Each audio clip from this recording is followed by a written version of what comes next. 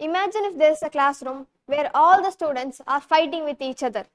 A teacher needs to enter the classroom to stop the children from fighting. Hi, I am ST Hunthavi Vipassana and I am here to give a lecture on the topic the United Nations. An introduction. So there was a war known as World War I. In this war, there were two sides, Germany and some countries and some other countries. These countries had a name. They were known as the Allies, and it consisted of France, UK and so on. And this war was not great. About 16 million people died in this war. To prevent this war from happening again, an organization was created. It was known as the League of Nations. This is the symbol of the League of Nations. It is a blue pentagon with a white star in the middle. So, to achieve world peace, the League of Nations took some steps. Avoid war at all costs, to create open and respectable relations between nations, establish international law, and strictly honor treaties. So, treaties are a document where there are a lot of rules, and all the countries will sign the rules, and they have to follow the rules on the document. But the League of Nations ended up not failing preventing World War II. Some of its own members, Germany, Italy and Japan, started World War II again. And World War II was the worst world war in war history. About 60 to 70 million people died. This is 12% of every soldier that has died in a war. So, in Newfoundland, the Atlantic Charter was created by the British Prime Minister Winston Churchill and the American President Franklin Roosevelt. And this is the Atlantic Charter.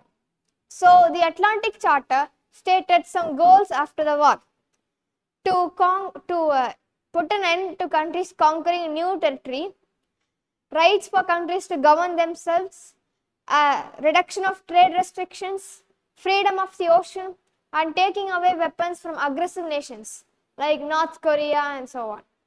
Now you might be thinking, on the previous slide there was some more content that she didn't talk about. I'm coming back to that now. So in Dumbarton, the permanent five met up for some plans for United Nations. So the permanent five were the Soviet Union, United States, France, UK and China. And then in San Francisco, the United Nations was created. Unfortunately, Franklin Roosevelt was not there to see it alive. But he had a wife known as Eleanor Roosevelt, and she was a delegate in the General Assembly. Now in this sentence, you might not understand two things, General Assembly and delegate. So the UN, United Nations, is like a body, and for a body to function, it needs organs. So there were 6 main organs in the United Nations. The General Assembly. The General Assembly makes the big decisions. It will vote on things, it will decide, and the Secretariat will set the agenda. It will say what the General Assembly will vote on. For example, let's take a debate. Does a straw have one hole or 2 holes? Now, the Secretariat will focus on the main big problems in the world, and it will carry it to the General Assembly. And then the General Assembly, who are the countries that are in the UN, they will vote on if a straw has 1 hole or 2 holes. The International Court of Justice. The International Court of Justice settles legal disputes between countries. And there are 15 judges in the International Court of Justice. No 2 judges can be from the same country. So 15 judges from 15 countries. And out of those 15 judges, 5 judges will be permanent because they were from the permanent 5 countries, and the other 10 judges will be replaced once a year. The headquarters of the International Court of Justice is located in Hague, Netherlands. The Security Council. The Security Council is made up of peacekeepers. So the Security Council is there to prevent war and keep the peace. The Economic and Social Council will organize all the economic and social matters. The trusteeship council is used to manage colonial possession, but it has not been active since 1996. Now, let's look at a map. This is the veto power map. So, there are 5 countries, and these 5 countries have something known as veto power. So, let's take the debate again. Does a straw have 1 or 2 holes? Now, let's say there are 100 countries, and 54 countries say that a straw has 1 hole. 46 countries say that a straw has 2 holes. Now, usually the UN will declare that a straw has 1 hole because the majority, 54 countries, said so. But the United States and Russia have a lot of power. So if most of these 5 countries go on the side of the 46 countries saying that a straw has 2 holes, then the straw that has then the decision will be made that the straw has 2 holes. Now, there's an important note. The United States said that it will not join the United Nations if veto power was not given to it. The veto power is given to these countries because the decision of these countries is very important. Meeting in London. So every year from September to December, the countries in the UN will meet in London and they will discuss plans. So here's a game for you. So there are 17 countries here, and out of these countries, 1 country is from Europe, the other ones are from Africa. Can you spot the country that is from Europe? I'll give you 10 seconds.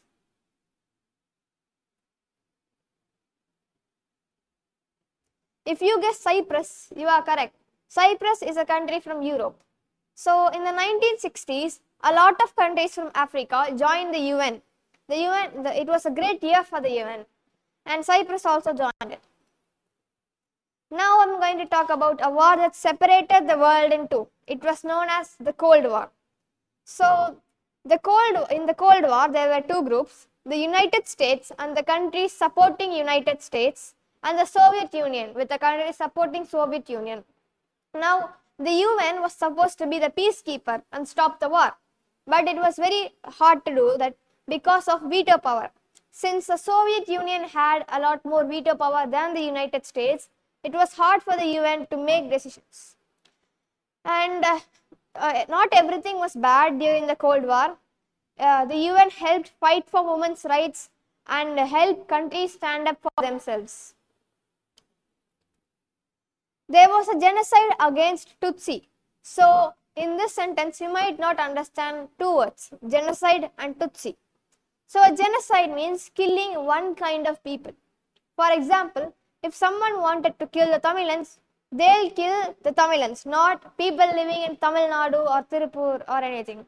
And the Tutsi is like a tribe of people like the Tamilans. They live in Rwanda. So there was a genocide against Tutsi, and the Security Council from the United Nations helped a lot.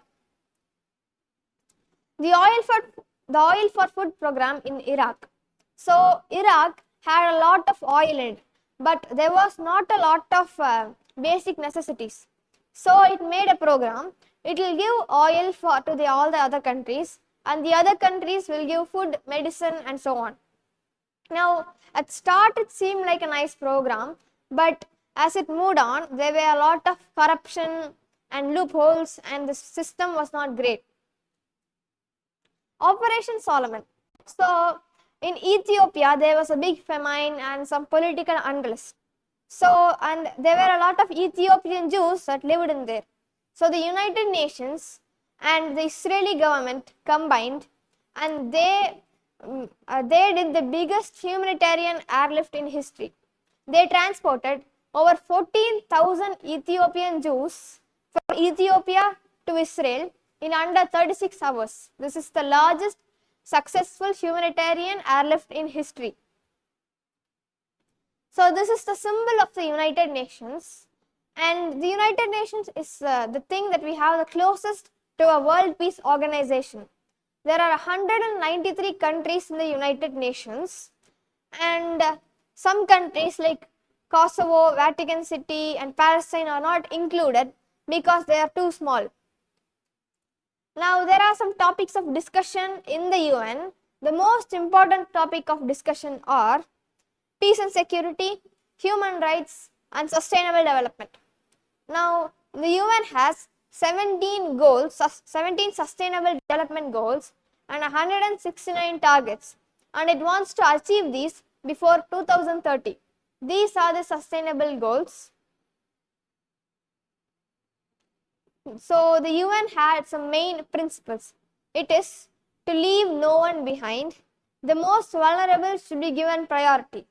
Now, priority means importance, and vulnerable means easy to attack. Now, if you take the United States and Ukraine, the Ukraine should be given more priority, more importance, because it is very easy to attack. It's very vulnerable. But the United States is hard to attack. All member states are committed to follow the Constitution of the United Nations. Now, all member states and countries in the UN should follow the Constitution. Now, the UN has various agencies. UNESCO, UNICEF, WHO, ILO, WTO, WMO are some of the agencies there, and I will explain the functions of the agencies now. So, the UNESCO, the purpose of the UNESCO is to contribute to peace and security and promote international collaboration. UNICEF is currently focusing on some programs that have long-term benefits for children. Now, the full form of UNICEF is United Nations Children's Fund, UNCF.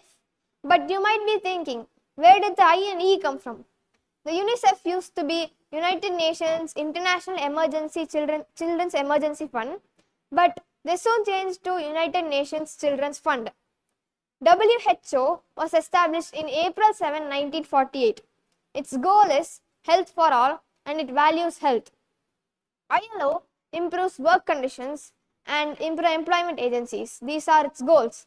WTO, World Trade Organization, is the only global international organization devoted to the rules of trades between nations. The World Meteorological Organization promotes scientific research on climate change and atmosphere. The purpose of the UN is not to get us to heaven, but to save us from hell. Dag Hammarskjöld. Now, here's a summary. So, after World War I, the League of Nations was created to keep the peace. However, it failed. The Atlantic Charter was created in 1941, and the UN was officially declared on 24 August 1942. The UN has 6 organs. The Security Council, in the 1960s, UN faced a lot of growth. There was a Cold War where the UN had to pick sides. UN had 6 main organs. The Security Council, International Court of Justice are some examples. And it had a lot of challenges, for the genocide of the Tutsi, Operation Solomon, and so on. Thank you.